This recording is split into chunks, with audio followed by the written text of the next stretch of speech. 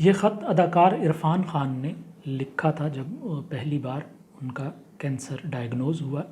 19 جون 2018 کو یہ خط ہندوستان کے اخباروں میں شائع ہوا۔ اس خط کا اردو ترجمہ آپ کے سامنے پیش ہے۔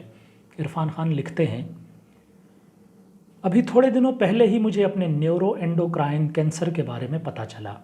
مجھے یہ بھی معلوم ہوا ہے کہ میرے ذخیرہ الفاظ میں آنے والا یہ نیا نام ایک نایاب بیماری کا ہے جس کے مریض کم ہونے کی وجہ سے اس کے بارے میں معلومات بھی کم ہیں، جبکہ اس کے علاج کے بارے میں بھی یقین سے کچھ نہیں کہا جا سکتا۔ سو میں علاج کی دریافت کے لیے کی جانے والی کاوشوں اور غلطیوں کے کھیل کا حصہ بن گیا ہوں۔ میرا معاملہ تو کچھ اور تھا۔ میں تو ایک فل سپیڈ بلٹ ٹرین میں سوار تھا۔ میرے کچھ خواب تھے، کچھ خواہشیں تھیں، کچھ ہدف تھے، آرزوئیں تھیں، اور میں پوری طرح ان میں ڈوبا ہوا تھا۔ اچانک پیچھے سے کوئی آ کر میرا کندھا تھپ تھپاتا ہے۔ میں جو مڑ کر دیکھتا ہوں تو یہ ٹکٹ چیکر ہے۔ تمہارا سٹاپ آنے والا ہے، چلو اب نیچے اترو۔ میں ایک دم پریشان ہو جاتا ہوں۔ نہیں، میری منزل ابھی دور ہے۔ اور پھر ٹکٹ چیکر مجھے سمجھانے والے انداز میں کہتا ہے، سٹاپ تو یہی ہے، کوئی نہیں، کبھی کبھی ایسا بھی ہو جاتا ہے۔ اس صورتحال میں اچانک پھنس کے مجھے سمجھ آ گئی کہ ہم سب سمندر کی بے رحم لہروں کے اوپر تیرتے ایک چھوٹے سے لکڑی کے ٹکڑے کی طرح ہیں۔ بے یقینی کی ہر بڑی لہر کے آگے ہم تو بس اپنے چھوٹے سے وجود کو سنبھالنے میں لگے رہتے ہیں۔ اس مصیبت میں پھنسنے کے بعد ایک دن جب میں ڈرا سہما ہسپتال جا رہا تھا تو میں نے یوں ہی بڑبڑاتے ہوئے اپنے بیٹے سے کہا کہ مجھے اس وقت اپنے آپ سے کچھ نہیں چاہیے، بس اس عذاب سے میں ایسے نہیں گزرنا چاہتا جیسے اس وقت گزر رہا ہوں۔ میں واپس اپنے قدموں پر مضبوطی سے کھڑا ہونا چاہتا ہوں۔ میں نہیں چاہتا کہ خوف اور پریشانی مجھ پر حاوی ہو جائیں اور میری حالت قابل رحم ہو جائے۔ یہ تھا میرا ارادہ۔ اور پھر درد آن وارد ہوا۔ ایسے لگا جیسے میری درد سے آشنائی تو تھی، مگر پتہ مجھے اب چلا ہے کہ درد کیا ہے، اس کی شدت کیا ہے۔ کوئی ترکیب کارگر نہیں ہو رہی تھی، نہ کوئی تسلی، نہ کوئی حوصلہ افزا بات۔ ایک لمحے میں ساری کائنات سمٹ کر درد کا روپ دھار لیتی ہے، اور درد خدا سے بھی زیادہ بڑا محسوس ہوتا ہے۔ ہر چیز سے مایوس ہو کر تھکا ہارا بے حال جب میں ہسپتال کے اندر داخل ہو رہا تھا تو سامنے میری نظر پڑی۔ ادھر لارڈز کرکٹ گراؤنڈ تھا، میرے بچپن کے خوابوں کا کعبہ۔ اس تکلیف میں نے ویوین رچرڈ کا ایک بڑا سا ہنستا ہوا پوسٹر دیکھا۔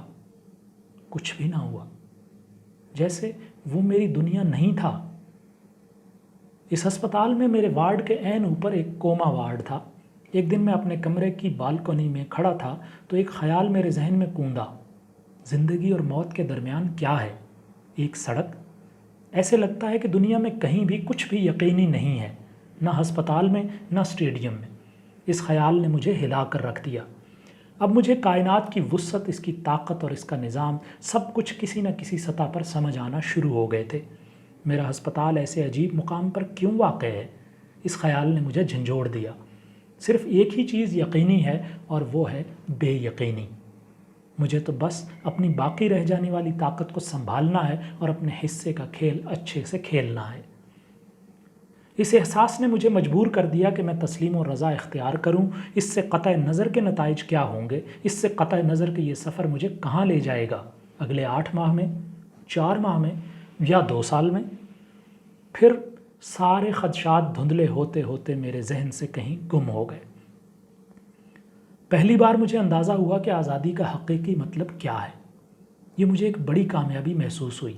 ایسے لگا جیسے میں نے زندگی کا یہ ذائقہ پہلی بار چکھا ہو، یہ جادو بھری لذت۔ میرا کائنات کے نظام پر یقین اس قدر پختہ ہو گیا جیسے یہ میری پور پور میں اتر گیا ہو۔ یہ تو وقت ہی بتائے گا کہ یہ احساس باقی رہتا ہے کہ نہیں، لیکن اس وقت تو میں یہی محسوس کر رہا ہوں۔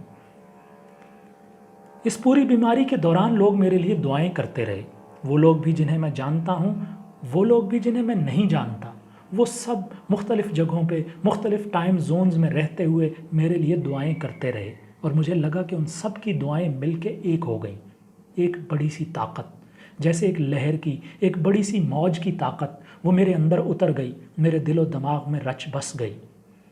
اب وہ میرے اندر پرورش پا رہی ہے۔ کبھی ایک چھوٹا سا امید کا پودا کبھی ایک پتا، کبھی ایک نرم سی کومپل، میں اسے دیکھتا ہوں اور خوش ہوتا رہتا ہوں۔ اتنی ساری دعاؤں کے نتیجے میں اس پر جو بھی پھول مہکتا ہے، جو بھی کومپل پھوٹتی ہے، جو بھی پتا آتا ہے، وہ مجھے صرف خوشگوار سی حیرت، تجسس اور خوشیاں دیتا ہے۔ بس یہ احساس کہ اس لکڑی کے ننھے سے ٹکڑے کے لیے ضروری نہیں کہ وہ سمندر کی منہ زور لہر کو اپنے قابو میں کر لے۔ یہ تو بس قدرت ہے جو تمہیں ہلکورے دے رہی ہے۔ عرفان خان، 19 جون 2018۔